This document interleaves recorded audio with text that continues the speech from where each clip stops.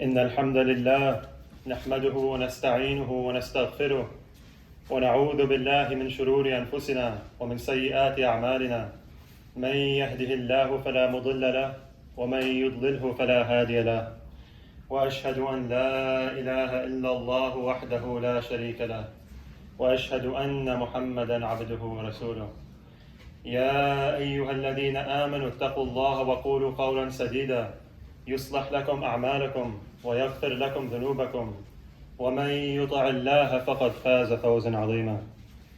Brothers and sisters, Assalamu alaikum wa rahmatullahi wa barakatuh. Inshallah, today for this khutbah, I plan two parts. Inshallah, for the first part, we're going to be speaking of a beautiful story of a man who lived a very tough life, but also a very rewarding one. And inshallah, in the second part of this khutbah, we will be talking about the potential lessons we can learn from this man's life and how we can change each of our lives today, inshallah. So the man we will be speaking of today, his name is Abu Bakr al-Ansari, but his nickname, or the name that most people used to call him, was Qadi al-Muristan. And just to give some context on who Qadi al-Muristan was, he was a man who was very wealthy. And for my Arabic native speakers, Qadi al-Muristan means judge, so he's a judge. And he was a very pious individual. And he's telling us the story of how he became wealthy. So what happened to this individual was that one day he was walking in the street of Mecca, and he came across a pouch laying on the ground. So naturally, he went and got the pouch, he picked it up, and he walked back home with it. And upon reaching his house, he sat down, he grabbed the pouch, and he opened it up. And inside the pouch, he found a beautiful pearl necklace. What did he find? A pearl necklace. And we got to remember that this guy is really poor. At this point of his life, he was extremely poor. He had no food, no money, he had absolutely nothing. And this pearl necklace could potentially change his life. But look what he says to himself. This is significant. He says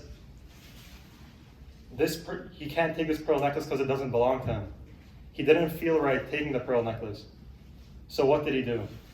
He went in the streets of Mecca and he came across an elderly man who was calling people and asking them, "Have you found my pearl necklace?" So Qadi al-Muristan goes up to him and he asks him, "Describe the pouch to me. How did it look like?" So this elderly man starts describing the pouch. And he says, it had the string on it. So Qadi al-Muristan says, "Describe to me, what was inside the pouch?" And this man says it was a pearl necklace. And he starts describing the pearls, the design of the pearls on the necklace. So Qadi al-Muristan said, "You know what? This is sufficient enough for me. You have convinced me that this is yours." So he hands him the pearl necklace back. And now this elderly man was overcome with joy. He was so happy with Qadi al-Muristan's actions that he offered him a 500 dirham reward. And now 500 dirhams, that's a lot of money, especially to Qadi al-Muristan, since he was so poor. But Qadi al-Muristan didn't want to accept it because he didn't feel like he deserved it. So they kept debating back and forth, but at the end, Qadi al-Muristan did not accept the money. And they both went their separate ways. So as time went on, Qadi al-Muristan was still going through hardship after hardship.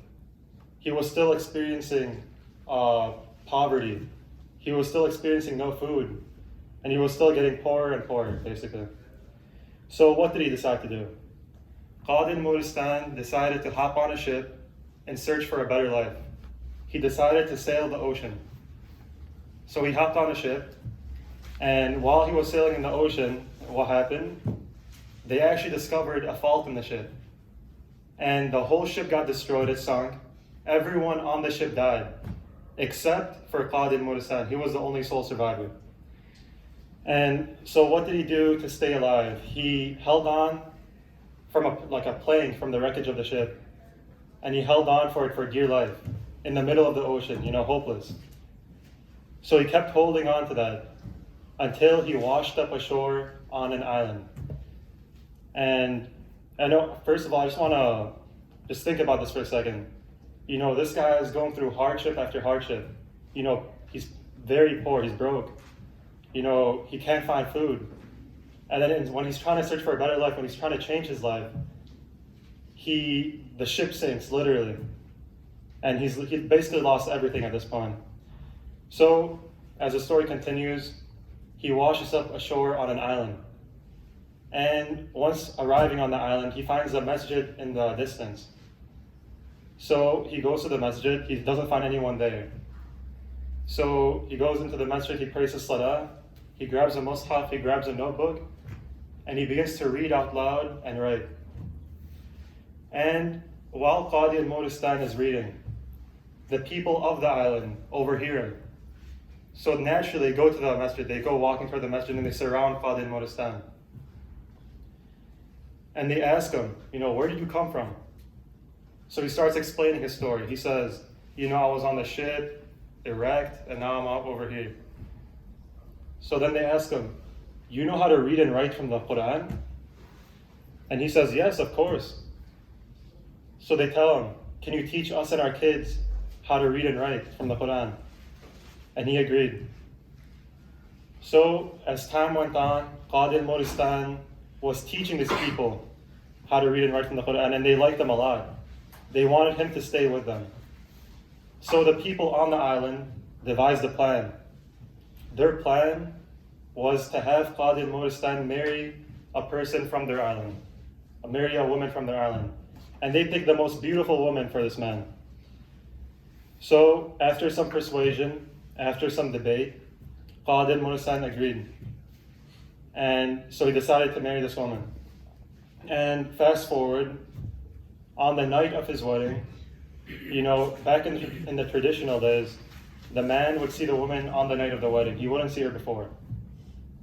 So on the night of the wedding, on the day he was about to meet her for the first time, he walks into the room and his wife is standing right in front of him. But everyone in the room realized something off. Everyone in the room was confused. Because when Qadi al-Muristan entered the room, he wasn't looking at his wife. He wasn't looking at her face. And keep in mind, they picked the most beautiful woman for this man. And he wasn't looking at her face. So obviously the wife was infuriated, right? She's probably thinking does this guy think I'm ugly or something? So, and everyone else was infuriated. So the wife goes and tells everyone in the village, this guy's disrespecting me. So the villagers, they huddled up around Qadi al-Muristan and they said, they were mad at him. They said, what's wrong with you? We got you this woman and you're not looking at her? Are you disrespecting us? So then Qadi al-Muristan said, listen, don't misunderstand me. I saw something very familiar on this woman's neck. I saw a pearl necklace that I returned to an elderly man. So then everyone, all the villagers were shocked, they were amazed. They began looking at each other. So then they began making takbir. And now Qadi al-Muristan, if you're in his position, he was confused. He was like, why are these guys making takbir? Do they know something I don't know? So then these villagers begin explaining themselves. They say that this woman you're marrying, she was an orphan, and her father was an elderly man who always spoke of a young man he met. And this elderly man used to say, by Allah, I have never met a young man like that young man who returned that pearl necklace to me. I ask Allah to unite this man with my daughter as her spouse. And Allah accepted his dua today, subhanAllah. And now Qadi al-Muristan, not only did he inherit that pearl necklace from the father, but he inherited that man's entire wealth. And he became one of the richest people on the island. In the Quran it says, بعد أعوذ بالله من الشيطان الرجيم بسم الله الرحمن الرحيم إنه من يتقي ويصبر فإن الله لا يضيع أجر المحسنين. Indeed, whoever fears Allah and is patient, then indeed Allah does not allow to be lost the reward of those who do good. SubhanAllah. So, inshallah, we'll take a quick break here. Then after this break, we'll discuss some lessons we could learn from the story. أقول قولي هذا واستغفر الله لي ولكم ولسائر المسلمين فاستغفروه إنه هو الغفور الرحيم.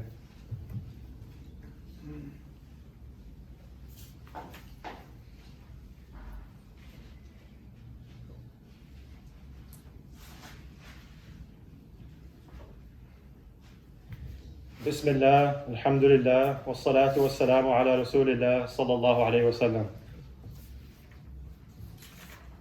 So inshallah, I'm going to be going over 2 potential lessons we can learn from this story. The first lesson we can learn from the story is to have tawakkul in Allah subhanahu wa ta'ala.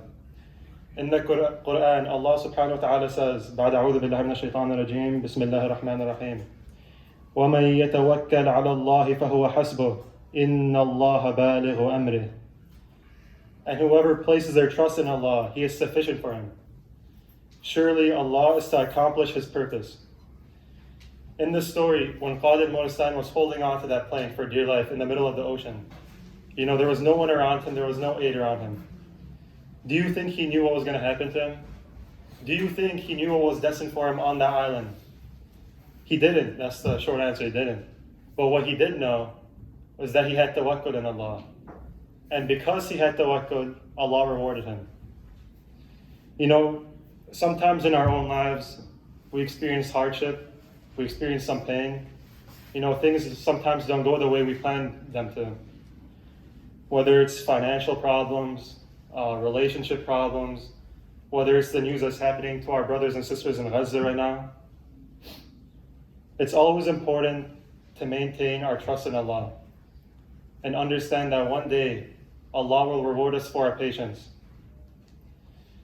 Inshallah, the second lesson we can learn from this story is to control our nafs. Khalid Monistan, when he came across that necklace on the ground, he was broke, he didn't have any money. He had no food, nothing. And that pearl necklace could have supported him financially, it could have made him financially stable. But he didn't keep it for himself because he knew Allah was watching and he knew he'd be judged for it on the Day of Judgment. Brothers and sisters, we see what's happening to our families in Gaza right now and Palestine as a whole. We're watching live the killing of innocent babies, kids, mothers. And I can't think of a better present day example of people who have the 2 characteristics of tawakkul and self-discipline than the mujahideen fighting like warriors in Gaza. The kids who are losing their moms and dads and still saying, Alhamdulillah and Inna Lillahi wa Inna Ilayhi Raji'un. In a hadith by the Prophet ﷺ, he said, no one who enters paradise would like to return to the world, even if he could have everything on earth, except for the martyr, except for the shaheed. He will wish to return to the world and be killed 10 more times due to the generous reward he sees. Brothers and sisters, we're all in line to leave this earth one day. And while we wait in line, we shouldn't be wasting our time scrolling mindlessly through social media and wasting it gossiping about others. We should embrace the time we have on this planet because it could all be gone tomorrow. In another Sahih Hadith, the Prophet ﷺ said, verily, you will never leave anything for the sake of Allah Almighty, but that Allah will replace it with something better for you. SubhanAllah. Let me repeat that again. Verily, you will never leave anything for the sake of Allah subhanahu wa ta'ala, but that Allah will replace it with something better for you. Right now, I have a challenge for all of us in this room, including myself. I want you to think of a desire that you have, and don't be embarrassed because we all have desires. But I want you to think of a desire you have that's been keeping you distanced away from Allah subhanahu wa ta'ala. And I want you right now to quit that desire for the sake of Allah. Because as the Prophet said, sallallahu alayhi wasallam, Allah will replace it with something much better for you in this dunya and in the akhirah. Inshallah, before concluding this khutbah, I want to conduct a short dua for our brothers and sisters in Palestine. قولوا آمين. اللهم إنا نتبرأ لك من حولنا وقوتنا ونلوذ إلى حولك وقوتك فإنه لا حول ولا قوة لنا إلا بك. اللهم أعنهم ولا تعن عليهم وانصرهم ولا تنصر عليهم وأعزهم يا الله. اللهم لا تجعلنا فتنة للقوم الظالمين ونجنا برحمتك من القوم الكافرين.